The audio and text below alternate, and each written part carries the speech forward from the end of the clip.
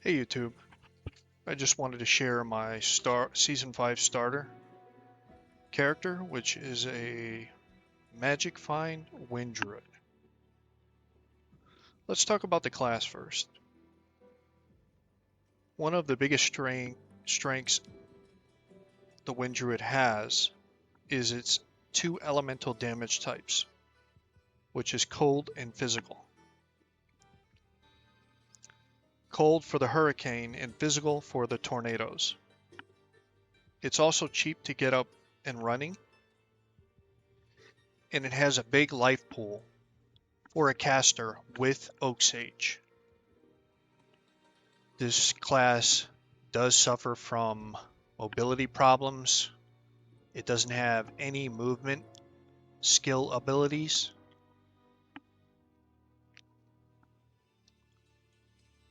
Let's talk about the stats. Ignore the name. I started off as a fire druid and I didn't like the skill rotation, so I switched to a wind druid.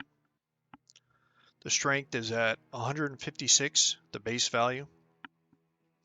I picked up a Hellfire Torch, and I think I have some plus to strength in my charms or gear, so that's why it's a little bit over 156. No points in dexterity, everything else into vitality, nothing into energy. My resistances are kind of low, but I can still do Chaos Sanctuary just fine. I think anywhere between 20 to 30% for fire and lightning, and you'll be all right. Cold and poison, not really a big deal. I wouldn't worry about those too much. All of this gear was obtained from in-game trading or the website tradery.com. It's a great website, and I would recommend it to other people that are looking to trade without using D2JSP. Let's talk about the gear next. We'll start off with the weapon. So I did have a spirit originally, and I switched to a suicide branch. Now I think this is the superior option to go with, mainly for the 50% faster cast rate. It does have +1 all skills, all res, but mainly we got this item for the 50% faster cast rate. Now, this allows us to reach the 100% faster cast rate, or I mean the 99% breakpoint for a faster cast rate a lot easier. And we can use Magic Find gear instead of faster cast rate gear. It's a lot easier to gear up your character for Magic Find if you have the Suicide Branch. Next, we're going to talk about the helmet. This is just a regular 3-socketed helmet with perfect topazes in it. You can shop this helmet at Charcy Hell Act 1. Nothing special about this really. Ideally you would want a Shaco, but I don't feel like investing any more into this character. Next is a Spirit. We got a decent roll on the faster cast rate, 30%. You can farm this base in Nightmare. You can farm the runes in Nightmare Countess or Hell Countess. The base is the hardest piece of this gear to come by, but you can also farm the base in Hell pretty much anywhere. Cal is preferable though. Next is the amulet. I got lucky with this amulet, +3 to elemental skills. I actually found this amulet in the pits, and I've been wearing it ever since. I found it pretty early. Next is Aldar's Advance boots. We chose this for the 40% faster run walk, life, and fire res, but mainly for the faster run walk.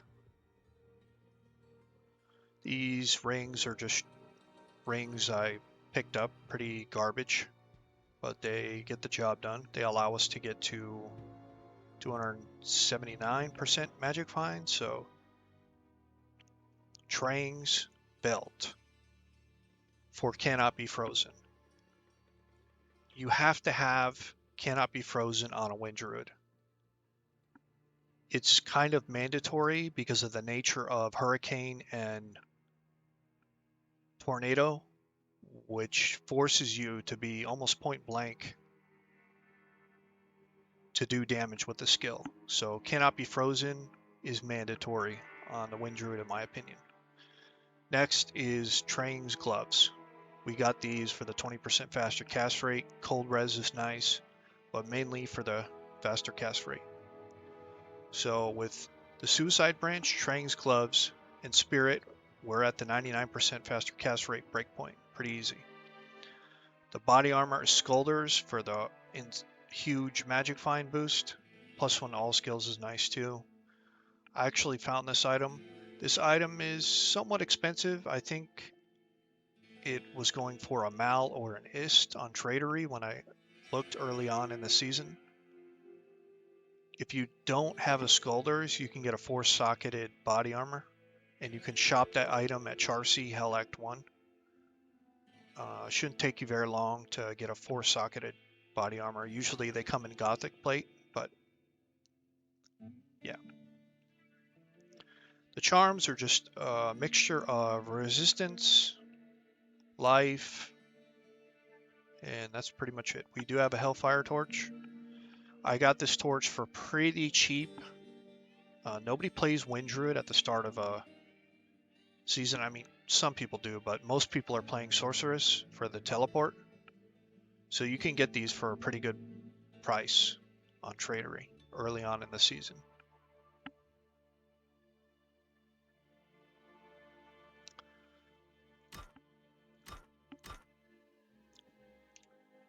Next, we're going to go over the Mercenary. Now, I chose an Act 1 Fire Arrow Mercenary. And the reason I chose this is because this is going to allow us to cover 3 different elemental types. It's going to allow us to cover cold, physical, and fire now with the Merc. Also, we have Harmony, which provides a huge movement speed buff from the level 10 Vigor Aura. Now, sometimes you will run outside of the radius of the Vigor Aura and you will slow down, but I still think it's worth having the level 10 Vigor Aura on the Mercenary. It is a huge movement speed buff and it allows you to get in position faster and it allows you to move from point A to point B faster. Treachery, pretty standard for Mercs, 45% increased attack speed, and Fade, 5% chance to cast 15 Fade when struck. It's good for all res and PDR. Bulwark for the life stolen per hit and PDR. This is a good budget option for Mercenary. You can use a Vampire Gaze, but this is a lot cheaper. Let's go over the skills now. Obviously, we're playing Tornado and Hurricane, so we want all the synergies, which are Cyclone Armor. We have 20 points into that, 20 points into Twister, 20 in Tornado, and 20 in Hurricane. Pretty simple. And 1 into Arctic Blast. None into Shapeshifting. Now for the Summoning Tree. I do believe that it's worth getting summons on this build. They will increase your survivability and they will increase your Merc's survivability. Grizzly is an amazing tank and it's really useful to take the mob's attention off you and put it on them. So we have 1 point into all of the summon skills, all of these summon skills, mainly to get to Grizzly. Next, we have 11 points into Oak Sage. This is where we dump our remaining points This allows us to have a 2,000 plus health pool with this character. Some people think that it's not worth putting into Oak Sage, but I think it is because it allows you to have a lot more life. It allows your mercenaries to have a lot more life and your summons to have a lot more life. You just need to pay attention to when it dies. And it dies every once in a while. I do think it's worth investing in, especially if you're just starting out, like you're level 70 or 80, and you're just starting to farm. I think this is worth putting a point in. Next is Poison Creeper, Carrion Vine, and Solar Creeper. Now, Carrion Vine is good for survivability. A lot of people say it's a trash skill. I don't think it is. I think it's an amazing skill because if you use Carrion Vine, it allows you to save rejuves. It allows you to have a belt full of rejuves. And the only thing that's going to kill you at this stage in the game is burst damage. So you need rejuves to prevent yourself from dying. The Carrion Vine does a good job in providing that for you. But that's not the vine we use. We actually use Solar Creeper. And at level 8, it provides me enough mana regen to where I'm not spamming mana pots. This allows me to not even care about insight, and it allows me to use a different merc other than the Act 2 merc. Sometimes in the Chaos Sanctuary, you have to use mana pots, which is why we have mana pots. Because of the mana burn on the ghosts, sometimes you just have to use a full rejuve or a mana pot. Really nothing you can do about it. Another drawback to the skill is it dies somewhat. I mean, it doesn't die a lot, but it dies every once in a while, I guess. You have to recast it. You have to pay attention to your summons and recast it if you want the mana regen. So I do think that it's worth putting 1 point into.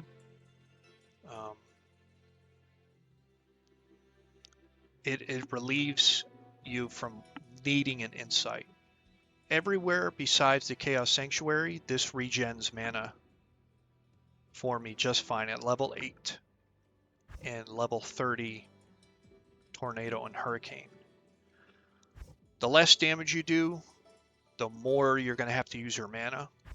So that's why I'm mentioning the level of these skills. But it works just fine for me.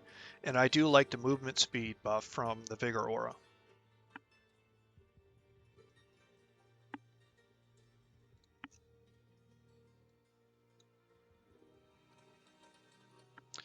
Okay, so that's the end of the build. I'm going to do a quick run of the spots that I like to farm with this build, which are Chaos Sanctuary, Countess, and Trav.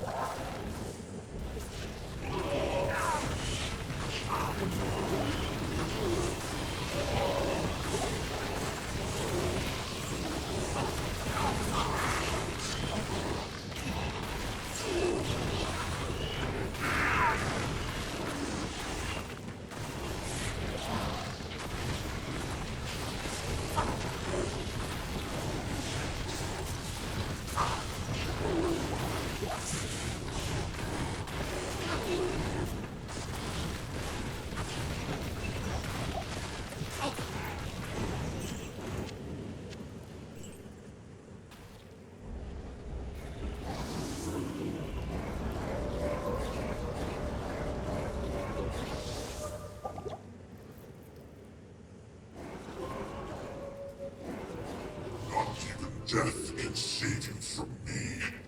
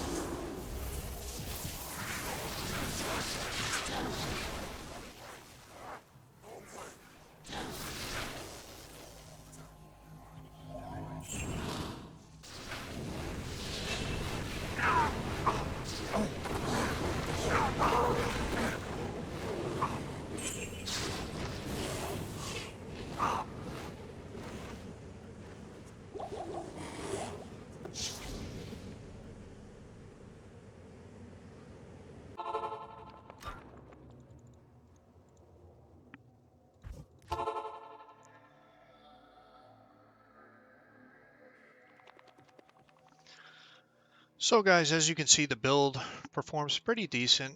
I think it's pretty good for day 5 or day 4 season starter. Some things to mention that I forgot to mention are on Switch we have Nadge's Puzzler. That's how we can teleport and get inside the Chaos Sanctuary. Another thing that I should mention is the ghosts in the Countess are physical immune. Now, The you do Sisterhood have a way of welcomes dealing you. with that, and that is your Hurricane, and that does cold damage. But another benefit to having a Fire Arrow Merc is that it does fire damage, so it allows you to kill those ghosts quicker than just sitting there letting your Hurricane do the damage. So that's another benefit to using Solar Creeper, which allows you to use an Act 1 Merc with Fire Arrow. We did die at Trav. I misclicked and I didn't hit my Rejuve in time. Usually that doesn't happen. That was a pretty easy Trav spawn. I don't know why I died there, but we cleaned those guys up pretty quick. And yeah, that's the build, guys. So I hope you learned something. I hope you enjoyed the video. Thanks for watching.